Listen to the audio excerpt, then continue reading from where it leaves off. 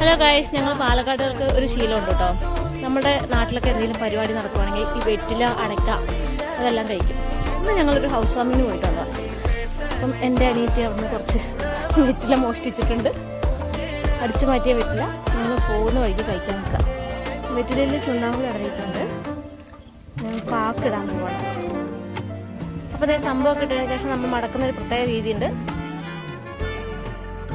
ഇതാണ് വെറ്റില മടക്ക്.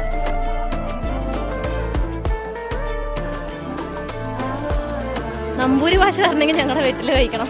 ഷോക്കട്ടല്ല, ഷോർട്ട്കട്ട്, ഏഭ്യൻ. ഇത് കഴിഞ്ഞ് ഇങ്ങനെ നാട്ടിൽ മുഴുവൻ തുപ്പി വെക്കുന്ന ശീലം കേട്ടോ. ഐ മുറുക്കി നീട്ടി അങ്ങോട്ട് തുപ്പ. നാവ് വന്നിട്ടുണ്ടോ?